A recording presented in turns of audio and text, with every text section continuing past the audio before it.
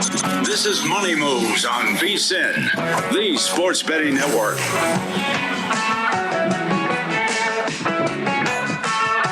Second hour coming up in about 15 minutes. Chris Vasile is going to be with us. We'll hit some college football, but it was a big weekend for footy, as they call it. I'm a big football guy now, okay? This is what I do. And we'll see what happens in like 3 weeks if I'm really still into this. But it is a big week in the English Premier League, as we have some really big matchups that we will see how they go down that will impact maybe what the top of the table looks like by the time we get to season's end. We'll talk about some of those in some college football as well. And then in 30 minutes, Zach Cohen, senior editor, with a very big number of plays for this weekend that we can discuss. I wanted to hit a little bit of breaking news before we get to our market power ratings, just because these are some impactful injuries that have come down in the last 30 minutes in the NFL. Injuries we are keeping our eye on, but now we have official word on what is exactly going to go down for these guys. Let's start with the Tennessee Titans. We talked about this with Will Hill, about the fact that the power rating for Indianapolis, maybe, we'll have more on that in a couple of minutes, getting a little out of whack. Well, J.C. Latham may be part of the reason why the market's moved in the Colts' direction. He is officially out, the offensive tackle for the Tennessee Titans.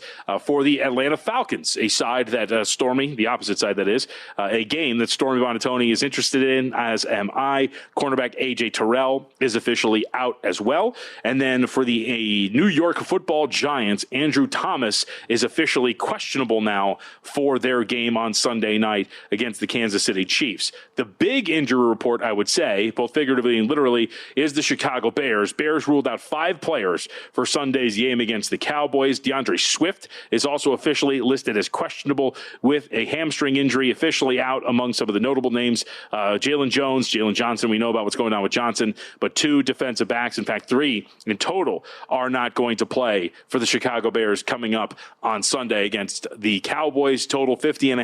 Cowboys a 1.5 point favorite. So with missing bodies in the secondary for both teams, just more evidence to the case that this is probably going to be another wild shootout for the Dallas Cowboys.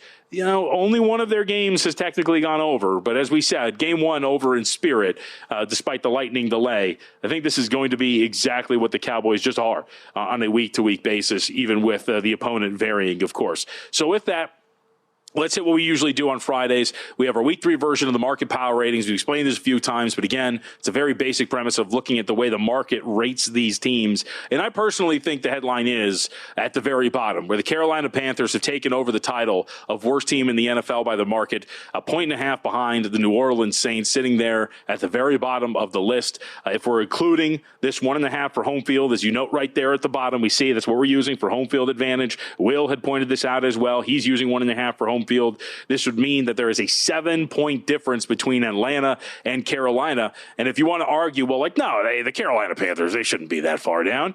Well, remember, these are couplets. These are teams that are going to move together because they're playing one another. That would mean that a team like the Falcons, if you're going to move up the Panthers, you got to move up the Falcons as well. You got to put them in the range of the Colts, the Bucks. Even if you want to put the Panthers on the same level as the Tennessee Titans, that's a 2.5 point upgrade. Guess what that means? That means the Falcons are on about an 83.5, the 83.5 line, which is right behind the Broncos, the Rams, the 49ers.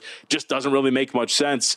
All of this being said is, I think it's Carolina that's the play. I think we're at the very low part of this power rating and a little too low at this point. Now, with Terrell out as well, I think it really helps Carolina's case in this spot against the Atlanta Falcons. Should note for Carolina, Bobby Brown, defensive tackle, Trayvon Moehrig in the secondary, did not practice Thursday. Full participants on Wednesday, so an odd dynamic there. We'll keep an eye on it. But if we're going to get both of those guys for sure, I still think it's worth it, even with the questions around them, that this is just a play on buying low on Carolina. They have at least, and this is the interesting dynamic, Carolina, at the very least, you could say it was a backdoor, you could say whatever it is, they've at least covered a game and looked somewhat competent in the second half and, the last 3 quarters, we'll call it, against Arizona, specifically Bryce Young, who was much better.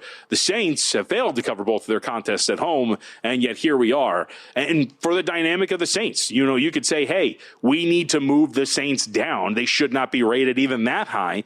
Again, these are pairs. If you're going to move them for this exercise, that means you have to move down the Seahawks, who are currently on that 80 line if you're watching up on vsin.com. So what does that mean? Okay, well then we're going to say that the Seahawks, who completely outperformed the Pittsburgh Steelers, and we'll call it feisty in week 1, despite not getting the cover against the San Francisco 49ers at home, you got to move them down. What are we going to do? We're going to put them down to the 79 line. We're going to put them 78. We're going to move them that far down when currently this version of our power rating still has them a point behind a team that they completely waxed last week in the Pittsburgh Steelers. It's a really interesting dynamic at play where you could make a little bit of an argument that maybe Seattle should be rated a little bit higher, considering what we know.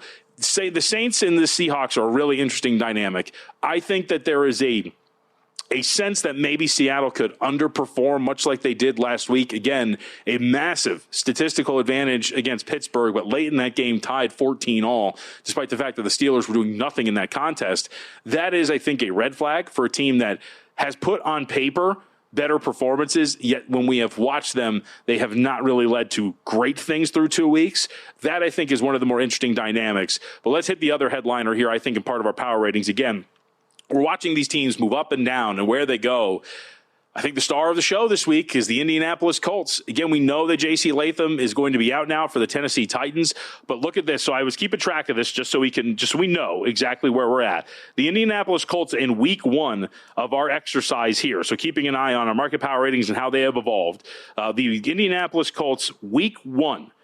We're sitting on the 78.5 line, equals with the Falcons, the Giants, just about a point and a half better than the Jets and the Panthers. That was week 1. This week, they're sitting on the 82 line, just 2 points behind the Broncos, the Rams, right? Only 3, you can even make the argument, only 3 points behind the Lions. Week 1, you could have made the argument the difference between the Colts and the Lions was 5 points. And now here they are right on their heels when you're talking about a market upgrade for Indianapolis. Now, it is warranted. The question just becomes, how far is too far when you're updating a team like the Indianapolis Colts with the flaws that I think they do have in that secondary? Indy's a really interesting case study, and as I like to always say, buying low or selling high. Indy, I think, is one of those premier examples of selling high on a team that has performed extremely well through the early portion of the year. So let's hit on a couple more aspects of these when you're looking at these power ratings. First off, shout out to two-time owner of the Green Bay Packers, Brian Ortega, as the Green Bay Packers are slowly making their way up the market power ratings themselves. Going into week 1, the Packers were on the 84 line. Here today for week 3, they're sitting up there at 86, equals with the Philadelphia Eagles on a neutral field as of this week, just a point behind the Bills, and the Ravens as well. I'll point you 2 points behind them. Packers are definitely climbing up the charts and becoming one of the higher power rated teams in the National Football League, let alone the NFC. And the other dynamic, and this is why I was pretty staunch and trying to get Stormy to argue a little bit yesterday with our game that we were head to head on, the Steelers and the Patriots.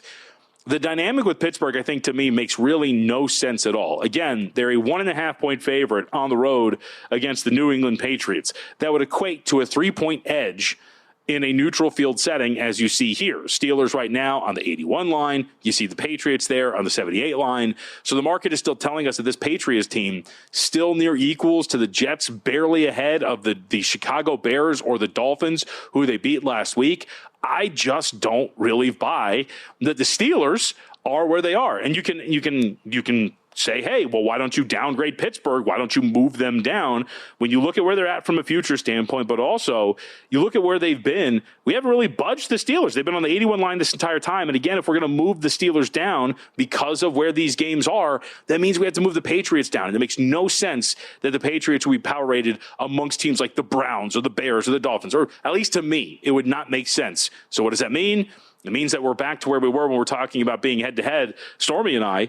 Give me the Patriots here, man. Like that, these two teams, I think, are equals to one another. I don't see what the market has seen with this Steelers team. And by the way, we have evidence that the market has been wrong on the Steelers. What is our point of evidence? They haven't covered a game yet so far this year. So that is a very clear indicator that at least through 2 weeks, that the betting market has been rating Pittsburgh too high. And I think we have another case here where it's just that. We are rating this team too high. And that is something that I can't really buy. Some of the things that I really had some difficulty with, though, you see like a big glut of these teams right now in that like 81 mark right now, 80. What you do with teams like the Bengals, the Commanders, obviously with no Daniels, the Commanders are floating around in 81. Should Daniels play, and he's not going to, but should Daniels be on the field, I should put it that way. They're up more on about the 83 line right now with a full strength team, specifically with Daniels, because they're a team, of course, and quarterbacks really the only ones that affect the market rating at this point. But this has been a team that I had a real trouble with. Upgrading or putting them in certain spots. How about the Raiders are another difficult team where I think they've kind of slipped here a little bit as well. And the other team we should note, because they did play yesterday, the Miami Dolphins, and their slip in terms of their power rating. Week 1, Miami Dolphins, again, remember, float around a favorite going into week 1 against the Indianapolis Colts. They were about on the 80 line. They have now slipped a little bit here to 77.5 on our power rating scale. So again, that would put, if you want the real downgrade here, about a 2.5 point downgrade for Miami going into Thursday Night Football on the season. And then, of course, we'll see if the market wants to downgrade this team any further. But this is, I think, to me, it was the most difficult week in setting these teams up, putting them in terms of where they measure, where they're at. But there's so many different dynamics that I feel are a little bit off with some of these squads that lead to some of these plays and what we're going to do with some of these teams as well. Some of them feel really low. Some of them feel very, very high. And teams like the Rams are going to be pretty interesting too, because they've been slowly climbing up the standings. And the Cardinals, we should note that too. That was one of the big ones for me as well. 49ers, put them in that 84 line, if you will. They're about 2.5 point favorites, so that would include about a 1 point difference on a neutral. Cardinals above the Colts, equal to the Buccaneers, a point behind the Rams. It's a little too high. That would, I think, to me, lead to a play on the San Francisco 49ers, as we've discussed a couple of times. So this, to me, was my favorite week. There's so many different dynamics here at play, and we'll see if we're right in pushing back on the market, who is telling us, at least this week, that the Carolina Panthers are the worst team in the National Football League. I think it's a little strong. I think the New Orleans Saints are still deserving of that title. All right, when we come back, we're going to have Chris Vasile with us, Covers.com betting analyst, get his thoughts on college football this week. It's a very deep slate that we have to give some love to here on a Football Friday. And because it is a Football Friday, we do have football on the pitch that we can discuss with Chris when we come back here on Money Moves. By the way, we do have to tell you about Bracco. They got you covered. Use the code VSIN, load your account, 50% deposit match up to $100. Take advantage of the monthly cashback style. Maximize your bankroll at Bracco. Head to playbracco.com today.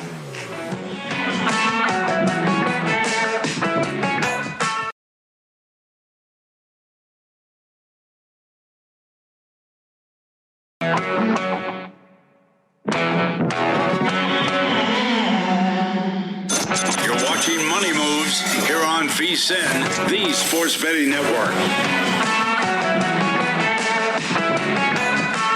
Before the line moves, Sharp Plays is already there. They don't just follow the market, they help move it. You're not going to outsmart billion-dollar sports books or full-time sharps on your own, but with the Sharp Plays, you don't have to. Powered by advanced AI and plugged into trusted insider sources, the Sharp Plays delivers the edge serious bettors use every day. Free betting reports, real-time alerts, and market-moving insights sent straight to your inbox or X feed. It's not some weekend hobby since 2011. Sharp Plays. They deliver documented results, public logs, and transparent receipts. SharpPlays.com, trusted by pros, watched by the books. Visit SharpPlays.com and stay ahead of the line.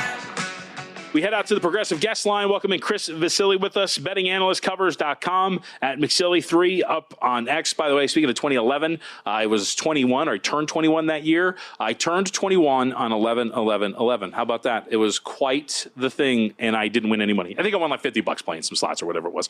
All right, Chris, let's talk a little soccer first, because I've been into it. I've been trying to keep up with it. I've been watching some Champions League. I've been bugging Stormy and Ortega about putting the TVs over. So now match play resumes, of course, in the Premier League, and we have a big weekend. We got some really good matchups. So let's start with some appetizers first. Liverpool gets to take on Everton. What are we looking at here? Yeah, JVT, great to have the Premier League back after some great Champions League action midweek. The Merseyside Derby is probably one of my favorite fixtures of the Premier League calendar. We're going to go under 3 goals here at -115 odds. It's kind of playing with fire a little bit, taking Liverpool to go under their, under the total. They've been having plenty of late game heroics of late. They're just play this kind of free flowing, style of soccer that just kind of, is all out attack all the time. But with their midweek game in the Champions League, that was a thriller 3-2 against Atletico Madrid. I do see them kind of coming out a little bit sluggish in this 12:30 early start local time in England. If you look at some historical trends in this game, as I mentioned, this is one of the fiercest rivalries, one of the fiercest derbies in the Premier League.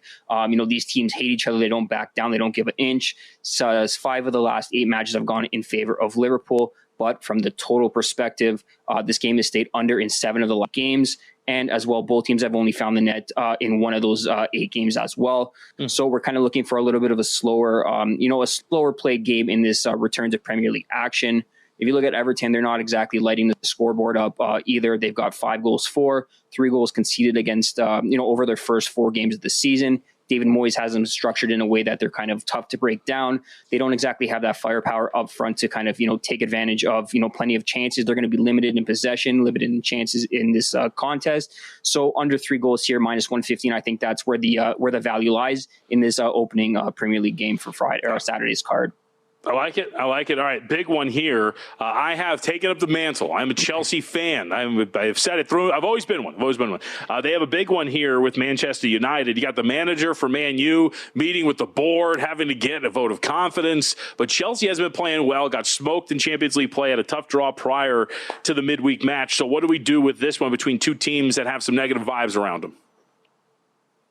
Yeah, JVT. This one is kind of interesting from a few different perspectives. I mean, Ruben Amorim's kind of looked like a defeated man. He's kind of, the Mike McDaniel walking essentially of the Premier League. It's just been kind of tough going for him lately. However, the theme here with this week, we're kind of going to look to fade the teams that played midweek in the Champions League. So we're going to go draw no bet on Manchester United.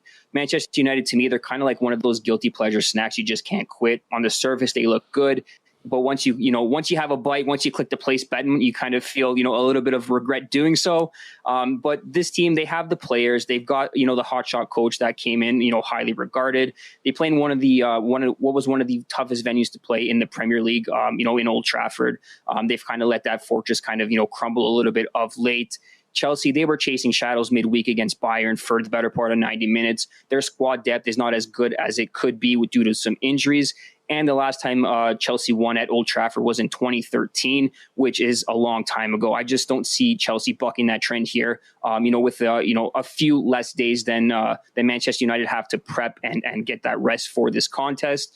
So a draw, no bet essentially is Manchester United win, we win. If it's a draw, the money's void, and we get our wager back. I think that's the best way to go about playing this contest. All right, let's get one more in here before we switch over to college football. Erling Haaland, during the week in Champions League, had a goal. I think he's got 5 so far in Premier League play. Does he find the back of the net here one more time? Man City's got its own pretty big matchup here against Arsenal. Yeah, JVT, death taxes and Erling Haaland finding the score sheet. It just seems inevitable for this guy. He's the best striker in the world, bar none. He's got 4 goals, 2 assists in 6 appearances against the Gunners coming into this game. Obviously, he's on fire in the Premier League, 5 goals so far this year. He scored 5 alone against Moldova, a week and a half back in the World Cup qualifiers. Another goal midweek. I did lean a little bit early on to kind of fade Man City. I liked Arsenal a little bit. But with the way Man City played on Thursday, it was kind of a 11v10 match for the better part of 80 minutes of that game against Napoli. They're going to be rested. They didn't exactly exude too much, energy in that contest. So I do kind of flip the switch here. I do like Man City win or draw at minus 110, but we're going to take the inevitable here. Plus 120 for Erling Haaland to score or assist. That's too good of a value to pass up on the best striker in the Premier League. All right, let's switch to our shores now. As college football, we have a really good slate, a lot of conference play. This is the time where it starts to get real as conference play is getting started. We were talking with Mike Palm here at Circa, and he said that Florida, Miami might be a big one, but a match like Illinois and Indiana might outright a game like Florida and Miami. So what do you make of this? Indiana is a 6.5-point favorite, total of 52.5 at home against the Illini. Yeah, JVT. So for sure, like this game, I lean toward Indiana. I laid the minus 5.5 when it opened there versus Illinois. We're kind of getting into the schedule where you got 2 good teams, quote unquote, on paper, both 3-0, obviously ranked. But if you look at their opposition, they kind of played just cupcakes kind of to get to this point. I do think Illinois' win against Duke kind of could be taken with a grain of salt. They were the beneficiary of 5 turnovers in that game. They were outplayed for the better part of that game. And as we saw last week, Duke is not a very good football team, losing to Tulane in a game that was out of reach over the first 3 quarters. This Indiana team, they can blow the top off the defense. They have one of the more explosive offenses that we've seen so far through 3 weeks. Fernando Mendoza, one of the better quarterbacks, to date. He's 30-1 to win the Heisman. Another big showing here on the home turf against a top 10 rated Illinois team. Those odds could shorten up in a hurry. I like the Indiana offense a little bit more than the Illinois offense. Indiana is good at converting third down, 61% conversion rate through the first 3 weeks. Illinois is hovering around sub 50, 47% to be exact. So when you look at getting off the field on third down, I just don't see Illinois being able to extend those drives. I like Indiana's weapons. They're able to run the ball, 307 yards rushing per game. Mendoza's spreading out the wealth to a plethora of receivers. At home, under a touchdown, I'll take the lower ranked team, essentially number 19 in the country, to get the job done at home. All right, what about Oklahoma? This is pretty interesting. Really good matchup. Stormy likes the Sooners here in this spot. I can't really disagree, and it sounds like you're in that same range. Yeah, JVT, I'm with Stormy on that one. The Sooners -6.5 for me on their home court, home field, I should say. Jackson Arnold revenge game. He's coming back to town after kind of being, kicked to the curb essentially. I just think the difference maker in this game is the level of play that Auburn's defense has to kind of get up to Oklahoma's offensive style of play. This is the best offense Auburn has seen in the first 3 weeks. Obviously, they would look good against Baylor in the first game, but that was kind of a shaky Baylor side. John Mateer's commanding that offense pretty well. We saw Oklahoma's defense keep Bryce Underwood under wraps against Michigan in week 2. And you got to expect Brent Venables to kind of come up with a game plan to keep Jackson Arnold kind of in the pocket. He's averaging 64 rushing yards per game as a quarterback, partly due to a shaky offensive line, but a little bit more quarterback run calls. So I expect a better game plan defensively for the Oklahoma Sooners, just to kind of keep Darnold in that pocket and make him beat him with his arm. Something I don't believe he's capable of doing. Again, under a touchdown here with the better team, the better quarterback, and the better defense in Oklahoma. I'll sign up for that every day of the week. All right, last 90 seconds. I know that you had something special for us that you wanted to talk about. So what do you got before we send us off into the weekend? Yeah, JVT. So obviously, the WNBA gets a lot of love. It's obviously growing in popularity. We've had 3 of the 4 series in the playoffs go to the deciding game 3. But something not to sleep on: the women's Super League in the England soccer ranks, if you will. We got Arsenal taking on Manchester United on Sunday morning. We're going to take the over 1.5 goals in the first half at +137. I believe this is grossly mispriced. These are 2 of the elite teams in the women's Premier League this year. They've both scored 9 goals across their first 2 fixtures. Plenty of attacking firepower, plenty of star power. And I just see plenty of goals coming, early and often in this game. Their last meeting combined for 7 goals. Just want to give a shout out to that league. It's a great opportunity to kind of dig into, more of the soccer vibe and a league that you won't, default to when betting soccer. But it's definitely some good watching and some good opportunity to make some money in that regard. At MC_silly at MC_silly3. If you're watching up at vsin.com, you see the plays there. We'll recap it at the end of the show. Chris Vasile, covers.com. Chris, always good to talk to you, man. You're the best. Thanks, JVT. Have a good one. Yep, you got it, and good luck again at MC_silly3. When we come back, another person that'll probably tell them they're the best, Zach Cohen, our senior editor here at vsin.com.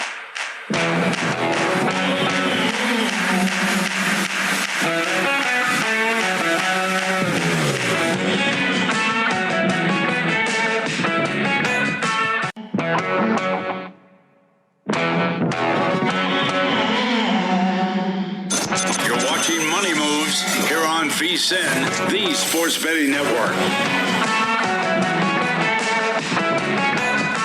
Shout out Margaret Arana, our Average Joe contest winner this week. It was a tough week, man. 10 contestants. Perfect 7-0. Remember, tiebreakers come down to your best bet of the week, followed by a best NFL record that week. Contests are free to enter, so if you want to be Margaret, check it out. You can win cash prizes every single week, quarterly prizes, trip to Las Vegas, and they stay here at Circa with a guest appearance on a VSiN show. So check it out. Go to vsin.com/Joe, vsin.com/Joe.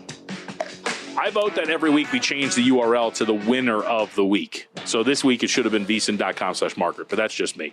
No Average Joe by my measure, and a father at that. Zach Cohen joins us now here on the Progressive Guest Line. vsin.com is byline all over the place on that thing. Practically built it with one Adam Burke. Good to talk to you, buddy. Well, let's start right away. You're a busy man with a little bit of NFL, because obviously it's a football Friday, and we love college, but the NFL has a ton of intrigue. And you've got some sides I want to hear some thoughts on. First off, let's go Rams at Eagles. This is one that I have dipped my toe in the water. Like LA here in this spot, catching 3.5. I like to hear if your analysis kind of echoes some of what I think for this one.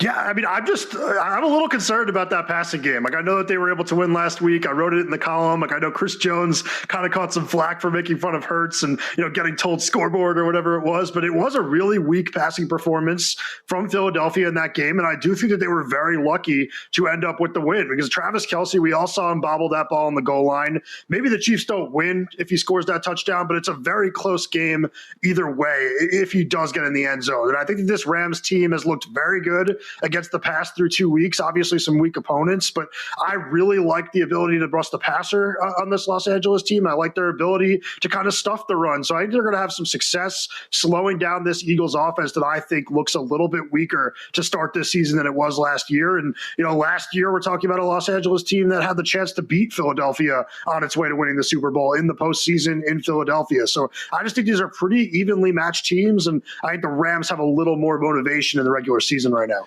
All right, staying in the National Football League, we also have a similar thought process here. 49ers at Cardinals. I feel like this number just looks really cheap for San Francisco, given everything that we know. Yeah, I mean, I put this in 2 nights ago, just kind of decided I don't really care if it's Brock Purdy or Mac Jones. I saw enough from Jones in that Saints game to know that he was going to be able to move the ball. If it's him, I just like the way San Francisco's defense looks. I think the running defense looks great. I think they just look a lot more rejuvenated and organized under Robert Saleh. And this Cardinals team really fell apart against the Panthers last week in the second half. And I just am interested in seeing kind of how they figure it back out. And they are a little bit banged up in that secondary. It's definitely a little odd looking at this line. I mean, San Francisco is a very, very good team. I think Arizona is an average team at best. And yeah, you're talking about a 49ers team that's playing at home. All right, we had injury reports are starting to come out and trickle out. Chicago Bears have a lengthy one that includes 3 defensive backs that aren't going to be available for Chicago. One, we know Jalen Johnson is done for the foreseeable future, but what do we make of this matchup? Is there side total player prop in what looks like yet another chaotic game for the Cowboys?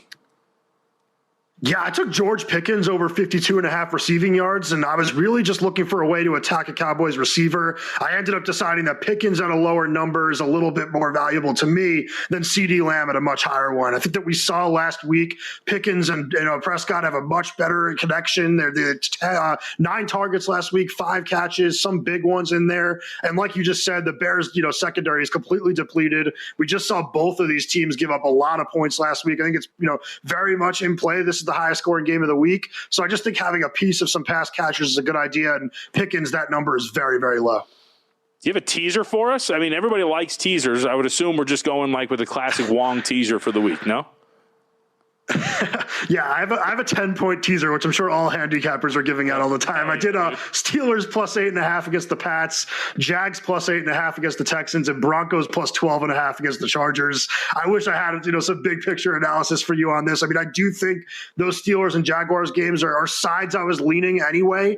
And with the Broncos, I'm just really interested in seeing what we see over the next couple of weeks. But I have a hard time believing that what we saw last season was a complete fluke. I think that defense is really talented. I'd be really surprised if they don't pick it up the rest of the way. And I think that the offense is going to be a lot better than what we've seen the first 2 weeks. Bo Nix right now is like last in the league in completion percentage over expected. I don't see that, kind of lasting another couple of weeks in the Chargers. Now without Khalil Mack, I think they'll be a little bit weaker moving forward. I actually do think it's all fugazi, but here's the thing: the situation for the Chargers, right? Short week, Monday Night Football, 3rd straight division game. Like it's not the best situation to be in if you're the LA Chargers. So it's one of those where I'm personally tempted by laying 2.5, but given what the Chargers have already been through, I am a little scared of that. All right, Zach Cohen with us, progressive guest line, vsin.com, the byline writes everything up on the site along with Adam Burke. Does a great job amongst some others. Let's go to college here. Game we haven't hit on, I don't think at all throughout this week, or at least given it enough love. Let's go Kansas and West Virginia.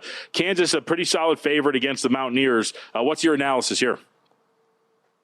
I mean, Kansas is coming off a bye week, 5-1, both straight up and against the spread, under Lance Leipold, off of a bye week. And this is a spot that I think is really troubling for West Virginia. They won the backyard brawl last week. That's a very emotional game. It went to overtime. It was a physical game. And this is a team that I very much do not believe in offensively. I think that the quarterback situation is a mess. They can run the football a little bit, but I'm not sure they're going to be able to do it against Kansas. And I do think that this Jayhawks team is pretty good, at least offensively, where, Jalen Daniels is one of the most explosive players, in the country, with his ability to just, beat teams with his arm over the top, but really just beat them with his legs. And I think this is a pretty small number given, the circumstances. And yeah, like I said, it's really just about the Mountaineers preseason. To me, was one of the weakest teams in the Big 12. So going into Kansas and beating what I think is, one of the better teams in the Big 12 off of, a bye week, I think this is going to be a blowout.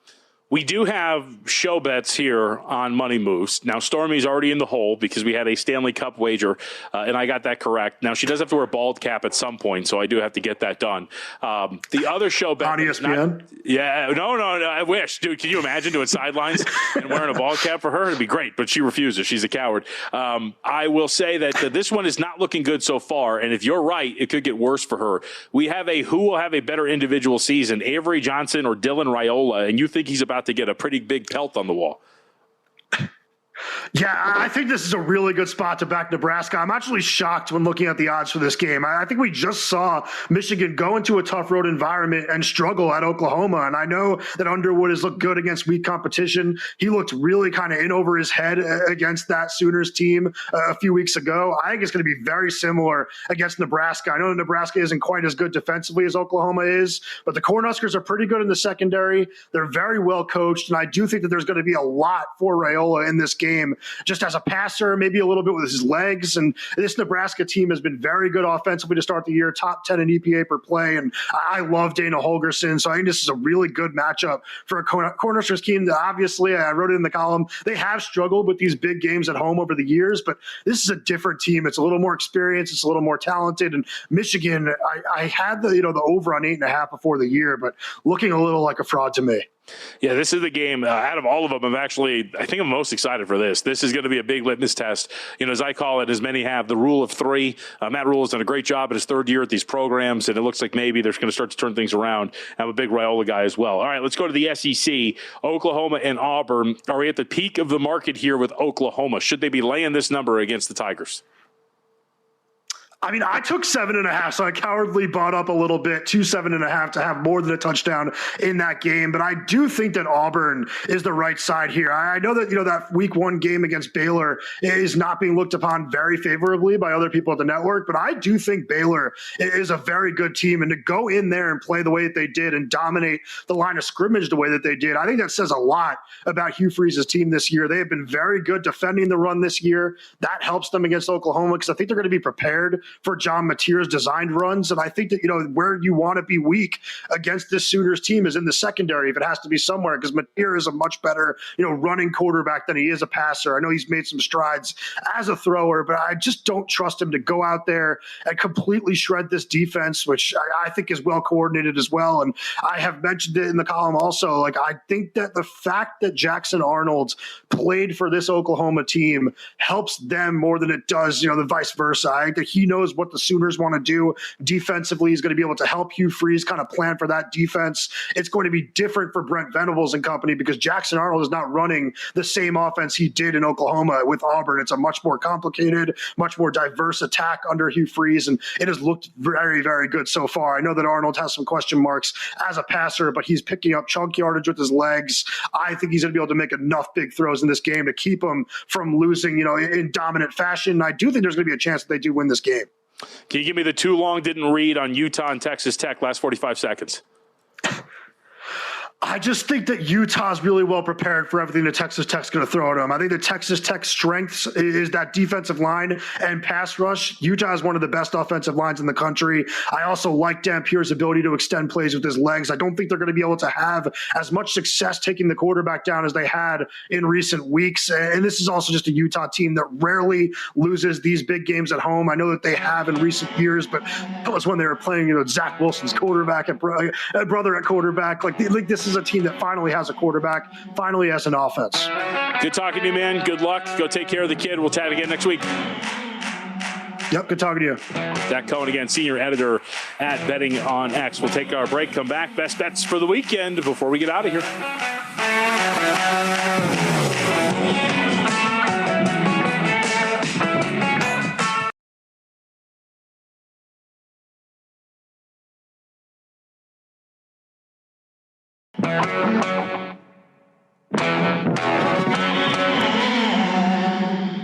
You're watching Money Moves here on VSiN, the Sports Betting Network.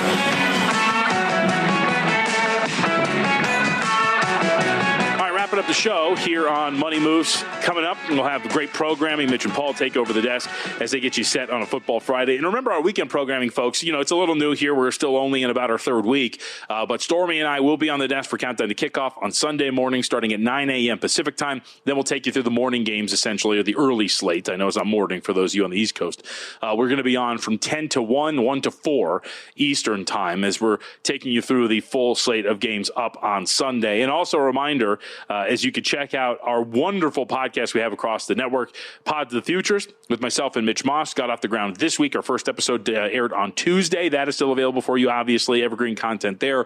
Those will come out every single Tuesday. And please, if you can, like, rate, review, subscribe wherever your pods Money Moves. We would appreciate it. All right, with that, let's get the best bets for the weekend.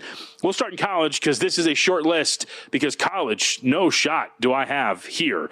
But remember, though, best bets brought to you by G-Bank, the official bank of VSiN. Going to pay the bills here. And remember, folks, you can check it out and earn a $50 cashback reward bonus once approved and your account is open. You can earn 1% cashback rewards on gaming and sports app loads. You get 2% cashback rewards on all other eligible purchases. For more information and to apply, go to vsin.com/GBank. That is vsin.com/GBank. All right, college, 2 plays, 1 only on the dock here because I added this one late. So this is not our crew's fault. I will not do what Stormy did you guys yesterday, just throw you completely under the bus. But Michigan State plus 18.5. As we talked about the other day, against USC. And then Hawaii catching the full 3 at home against Fresno State. That is the addition as well. I was waiting to see if that would come back. It did. So Rainbows are there. 8-12 in college football, down about 5.1 units in college football. The antithesis, though, in the NFL. So we'll see if we can keep this going. Got there last night with Devon Achane getting the over in the receptions. So for the weekend in the National Football League, a little bit of a longer list here. Patriots plus 1 were the first bet that was added during the week. That was on Monday against the Pittsburgh Steelers. 2 teasers for this one. Seahawks minus 1.5, both legs on them. And then the others, Patriots up to 7.5 and Texans up to 7.5 as well. Titans catching 4 at home against the Indianapolis Colts. Part of the best bets there for the National Football League. Vikings laying 3 against the Cincinnati Bengals. Cooled a little bit on both of those. J.C. Latham injury, not really great. The Vikings are pretty banged up along the offensive line. Obviously, still fit pretty strongly. And then the addition for today, Panthers plus 5.5 at home against the Atlanta Falcons. Just way too strong for me in terms of the way the market has downgraded Carolina. Still think they're a little bit better than given credit for. So NFL for the season, 15-6, going into this weekend up 8.4 units. We'll try to add to that and see if we can stay above water. But Panthers, a little bit strong there. For anybody who missed it, Stormy, as we have our wonderful doc, she does have a couple of best bets for the weekend as well in the National Football League in Week 3. 49ers minus the 2.5 against the Arizona Cardinals. Seahawks and Rams, that's a teaser, teased the Seahawks down, got the Rams up to 9.5. We are together on that Panthers plus 5.5. And then you see the night recap there in terms of what went wrong over in Thursday night football between the Bills and the Dolphins. College for Stormy. She's got a better read than I do here. Miami minus 7.5 against Florida. Texas Tech at Utah. That's the first half under 29.5 for her there. Added Cal minus 12 against San Diego State and Tulane plus 12.5 at Ole Miss. That Cal game, dude, I cannot wait. There's so many different games. I know I said I'm the most excited for Michigan and Nebraska, but this upgrade, this big different role for Cal, very, very intrigued to see if they can handle this. We at least nailed the line move to an extent. Some spots are up to 13.5. We talked about it. Said, hey, if you're going to bet it, what are you going to do if you want the best of the number? Thought like, maybe just lay it because I don't know if there's really any buy signs on San Diego State. Some spots are up to 13.5. Still kind of that deadish territory between 12.5 and 13.5. But still, I am very much still on the side. I will, for the record, state that if you're telling me to pick a side, it is definitely San Diego State given this massive swing for California. 2 or 3 weeks ago, people would tell you, I don't know if they're going to win 3 games. And now here they are laying 12.5 on the road against San Diego State team coming off of a bye. That is a really tricky spot to be in if you're Cal from a market upgrade standpoint. But either way, can totally understand it and cannot wait to see what's going to transpire there. All right, before we get out of here, rolling through the best bets and whatnot, let's hit some of the notes that we have for the week and some of the injury notes that we have had to hit, and just some thoughts on some of these games that we're going to have on Sunday in the NFL. Let's just start at the top of the rotation, work our way down. We've hit on a couple of games at the top, so let's remind everybody too. Las Vegas Raiders at the Washington Commanders. The news here for today in the last 12 hours or so, it is official. Jane Daniels will not play this weekend for the Washington Commanders. If you're watching the market and wondering what's with the small move here, that is why. Some spots are sitting at 2.5 for Washington, others at 3 with a total of 43.5. So that is the reason why we're here. Some injuries to note. Doesn't sound like they're going to miss, but they at least popped up in terms of DMPs for practice this week. Zach Ertz, Von Miller, Deebo Samuel, Laramie Tunsil, all for Washington were DMPs yesterday, so keep an eye on them as whether or not those are just some veteran rest days or something to monitor for a Washington team already without its starting quarterback. We know that for the Green Bay Packers, the big here was Tucker Kraft, whether or not he's going to play. When you hear IR thrown around, that's probably not the best thing in the world, but Green Bay still holding strong as an 8.5-point favorite. His question, Kraft's that is, his status in question, I should say, leading receiver, leading target getter. It's a big deal for Green Bay if he's not going to be out there. And it's huge for props. I mean, Jordan Love's done a phenomenal job outside of Kraft of splitting up his targets pretty evenly. Now, who is the benefit of it if Kraft can indeed not go here? Other news for this game, too, worth noting, Joe Bitonio, Mike Hall Jr. also had some DMPs on their ledger for practice this week, so keep an eye on that. Cincinnati, Minnesota. I mentioned maybe cooling a little bit on this side. Let's note some of the injury concerns for Minnesota. Christian Darrisaw has been in and out. Don't really know what's going to happen. I don't mean in and out of these games. He hasn't played, but in terms of his practice status, has been all over the place, so we'll see. Starting cornerback Cam Taylor-Britt not participating in practice either for the Cincinnati Bengals. Shamar Stewart already listed out for the Cincinnati Bengals. DJ Turner added to the injury report for a hamstring, was limited as well. And then Ryan Kelly just at school to the injury along the offensive line for the Minnesota Vikings. Unlikely to clear concussion protocol. So you could be down a couple of guys for Minnesota. It's interesting, too, to note, how you consider this. If Darrisaw doesn't play, Darrisaw we haven't seen, do we consider this something where it's like, hey, 3 starters down?